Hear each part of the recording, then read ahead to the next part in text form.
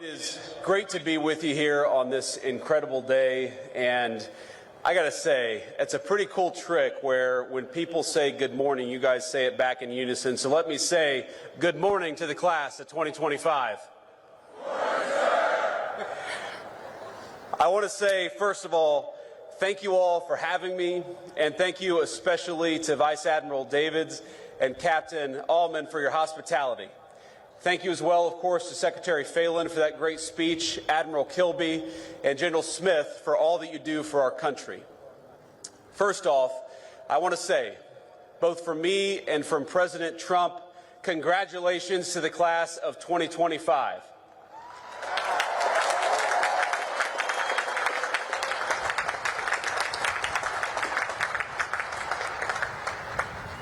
I want to say congratulations not just to you all, because you all certainly earned a great honor, but congratulations to the families, the friends, the faculty, plus the other midshipmen and service members who join us on this beautiful morning and share in this incredible day.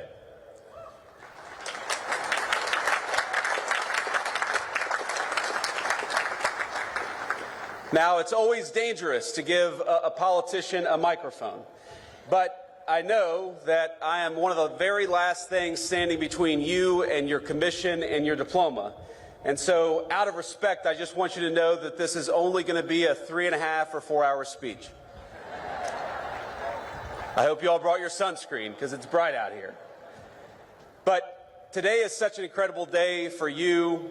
Tonight, you'll celebrate in the finest tradition of the United States Naval Academy with great food and, of course, maybe a little drink.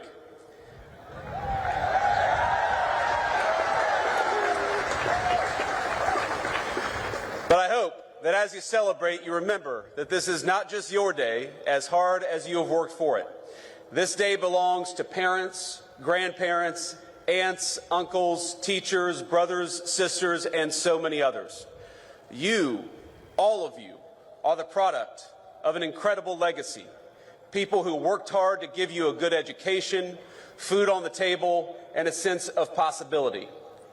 People who took you to church, to practices, to tutoring sessions, people who prayed for you when you struggled and celebrated with you at moments just like today. Most of you are fortunate enough to have someone here to celebrate with you. Some of you don't. But whether they are here with you or not, the very best piece of advice I can give you is to begin your life in the fleet with a spirit of gratitude. Be thankful for all the people gathered here today and those who aren't, because they made you who you are and they got you to where you are today. And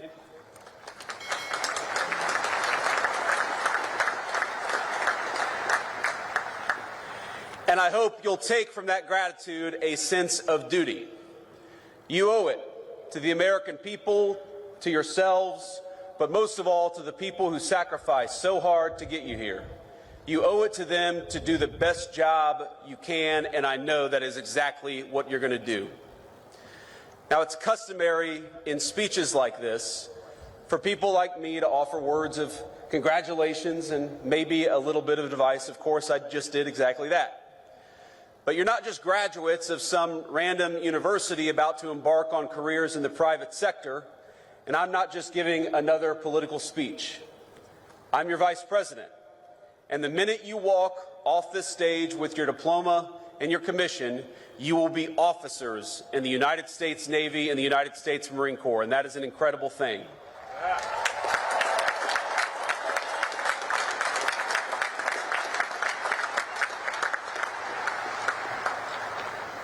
You will be leaders of men and women in our armed forces. So while President Trump and I congratulate you on this incredible achievement, I also thought it would be appropriate to tell you a bit about how the President and I think of your mission in this new and very dangerous era for our country. Now, last week, the President took a very historic trip to the Middle East, meeting with heads of state in Qatar, Saudi Arabia, and the United Arab Emirates. Most of the headlines focused on the trillions of dollars of new investment the President secured for our country, and that's, of course, an important thing. But I actually think the most significant part of that trip is that it signified the end of a decades-long approach in foreign policy that I think was a break from the precedent set by our founding fathers.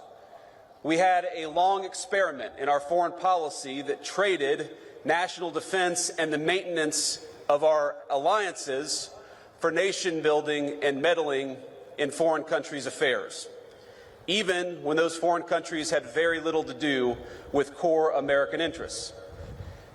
What we're seeing from President Trump is a generational shift in policy with profound implications for the job that each and every one of you will be asked to do. Now, following the collapse of the Soviet Union, our policymakers assumed that American primacy on the world stage was guaranteed. For a brief time, we were a superpower without any peer, nor did we believe any foreign nation could possibly rise to compete with the United States of America. And so our leaders traded hard power for soft power. We stopped making things, everything from cars to computers to the weapons of war, like the ships that guard our waters and the weapons that you will use in the future. Why did we do that? Well, too many of us believed that economic integration would naturally lead to peace by making countries like the People's Republic of China more like the United States. Over time, we were told the world would converge toward a uniform set of bland, secular, universal ideals, regardless of culture or country. And those that didn't want to converge, well, our policymakers would make it their goal to force them by any means necessary. So instead of devoting our energies to responding to the rise of near-peer competitors like China, our leaders pursued what they assumed would be easy jobs for the world's preeminent superpower. How hard could it be to build a few democracies in the Middle East? Well, almost impossibly hard, it turns out, and unbelievably costly. And it wasn't our politicians who bore the consequences of such a profound miscalculation. It was the American people, to the tune of trillions of dollars, but more than anyone, it was borne by the people who were in your shoes just a few short years ago, by our service members and their families. The tens of thousands of warfighters who sacrificed precious time, energy, and in some cases their very lives in the line of duty. They are the ones who bore the costs of past failure. Our leaders abandoned clearly stated strategic goals for lofty, often incoherent abstractions. This is how, for example, we wound up chasing a $230 million pier in Gaza that worked for a grand total of 20 days while injuring over 60 American service members in the construction and maintenance of that pier.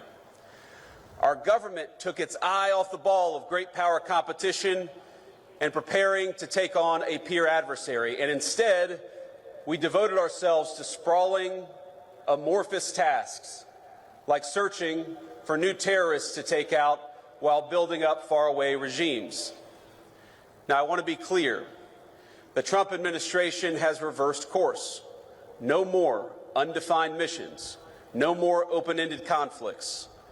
We're returning to a strategy grounded in realism and protecting our core national interests. Now, this doesn't mean that we ignore threats, but it means that we approach them with discipline, and that when we send you to war, we do it with a very specific set of goals in mind. And consider how this played out in just the last major conflict we engaged in with the Houthis over in the Middle East. We went in with a clear diplomatic goal, not to enmesh our service members in a prolonged conflict with a non-state actor, but to secure American freedom of navigation by forcing the Houthis to stop attacking American ships. And that's exactly what we did.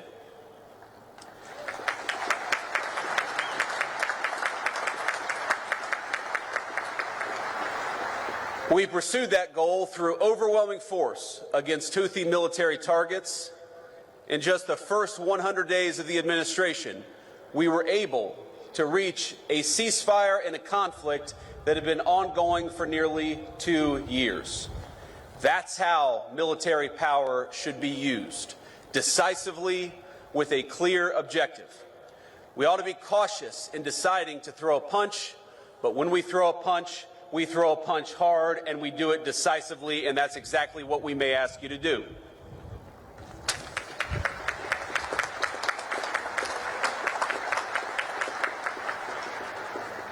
Now, that shift in thinking from ideological crusades to a principled foreign policy will help restore the credibility of American deterrence in 2025 and beyond. With the Trump administration, our adversaries now know when the United States sets a red line, it will be enforced. And when we engage, we do so with purpose, with superior force, with superior weapons, and with the best people anywhere in the world.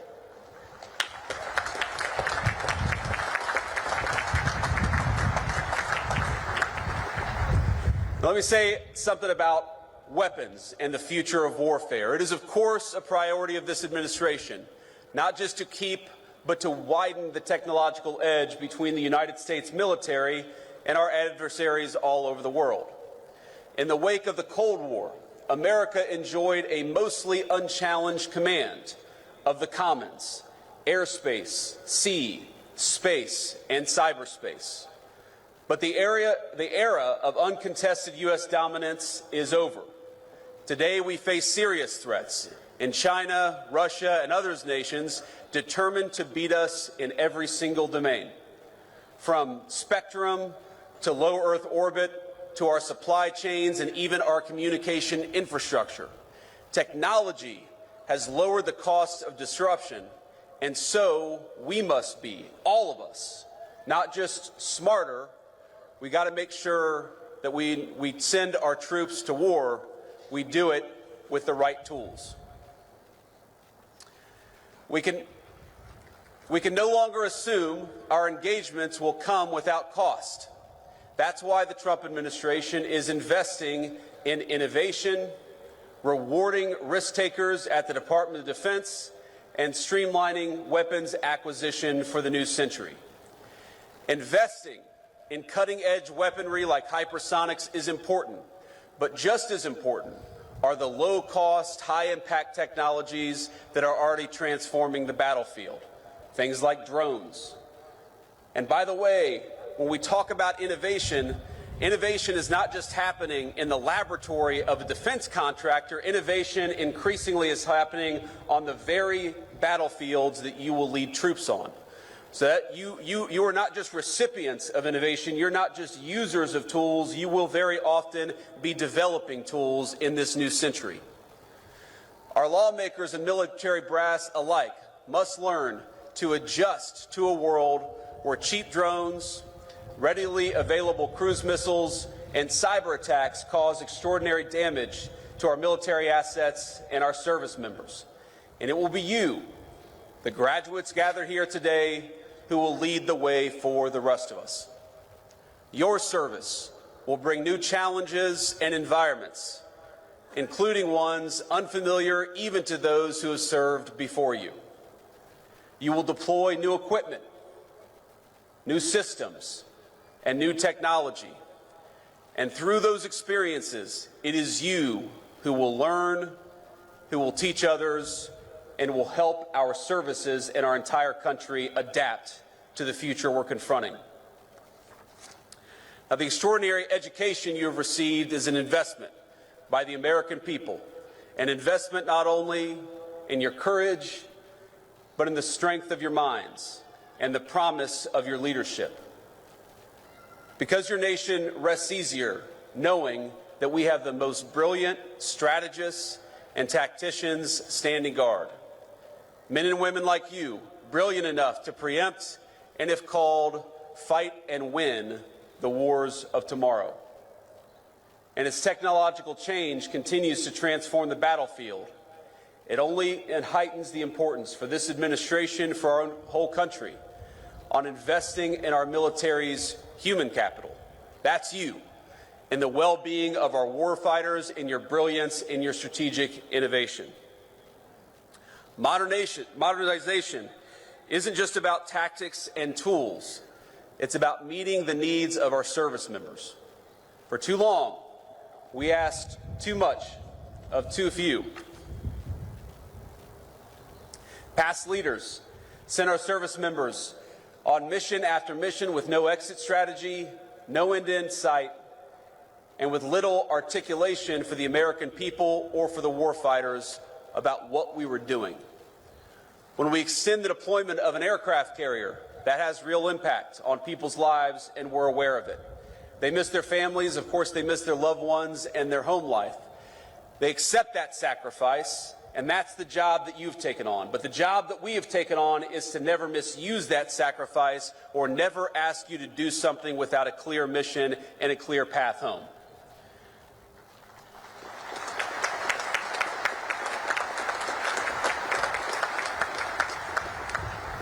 The Trump administration recognizes that our most valuable resources, it's you. It's young people who are brave enough to put on the uniform and risk your life for this country. And we promise, I promise, to cultivate that resource, to protect it, and to use it only when the national interest demands. And what makes your new life so unique is that you must take multiple perspectives. You will be junior officers, of course, answerable to commanders, captains, admirals, generals, and people like me. You will have to follow orders, even when you don't want to. And if I can offer one piece of advice from a junior enlisted guy to a bunch of new officers, to say that when you say with all due respect, that is not a get out of jail free card. These guys are laughing back here. I got chewed out more times than I can remember because I assumed that I could say whatever I wanted to so long as I said with all due respect before it. That's not how it works out. You learn that the hard way.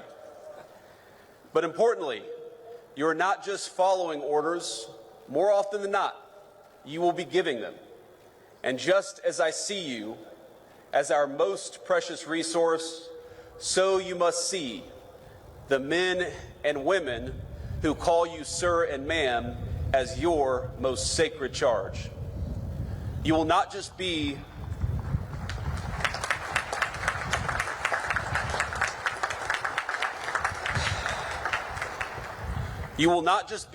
another boss. You will counsel them through triumph and tragedy. You will learn that there is no clear line between personal and professional for officers in the Navy and Marine Corps. But I encourage you to see them not just as people who must follow your orders, but as leaders in their own right with incredible wisdom and incredible potential. Now, this is shocking to think about, but there are senior enlisted people who started their careers in the Navy or the Marine Corps before you were born, who will call you sir and ma'am and follow your orders. Think about what an incredible honor that is. And think about what an incredible opportunity it is, not just to lead these men and women, but also to learn from these men and women. And that is the task before you.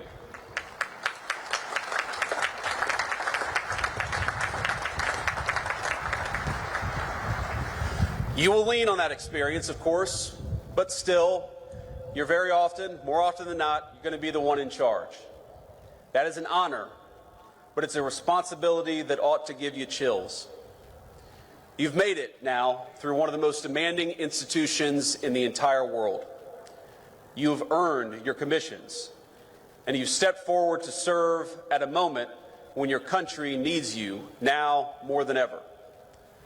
But you're stepping into gigantic shoes, and it's worth taking stock of that as you prepare to receive your commission.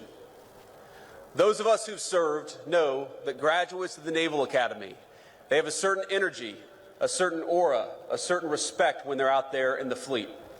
Let me just give you an example. Today is your day, of course, and you should celebrate. But in 3 days, the President and I will lead the most solemn occasion in our nation, Memorial Day at Arlington Cemetery. You'll learn, as I have, that when people say things like Happy Memorial Day, You appreciate the sentiment behind it, but you know that it's wrong. Because Memorial Day is not a happy day. And Memorial Day is not for those who served and came home. It is for those who served and didn't.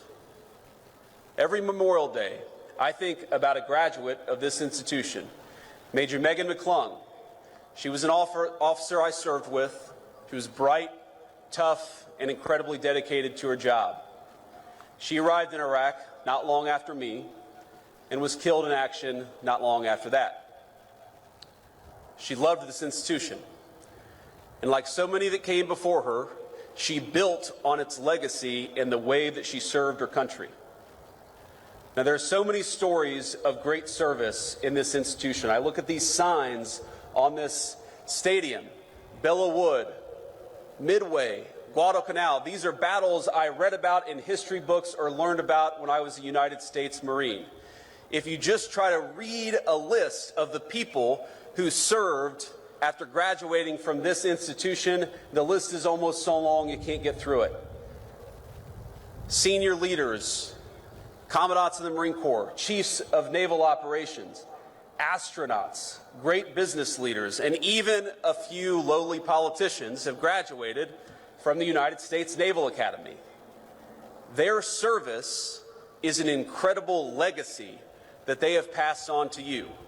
And you are the bridge that connects the incredible heritage of this institution to the future duties and responsibilities your country needs you to perform.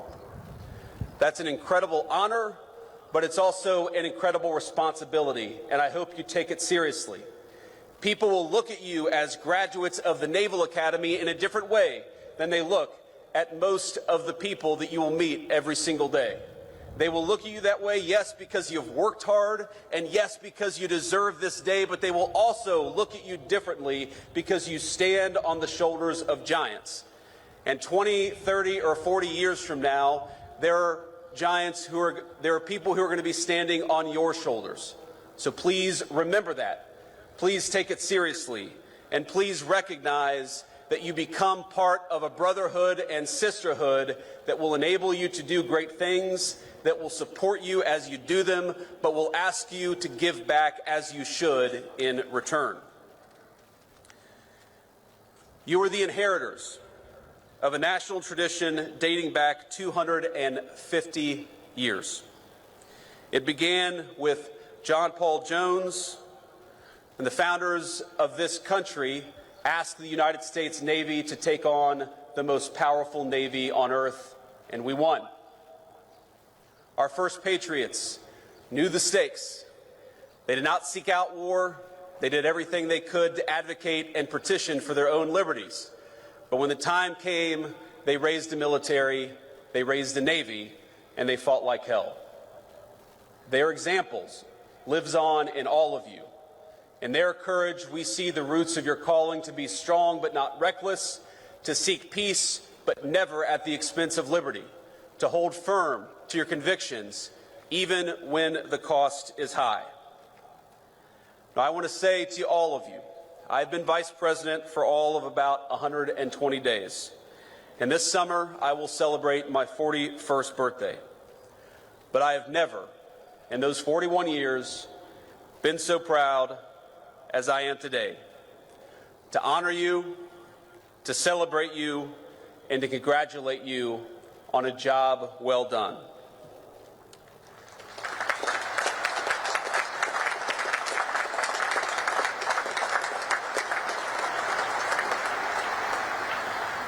Now, I'm sure some of you share my politics and some of you don't.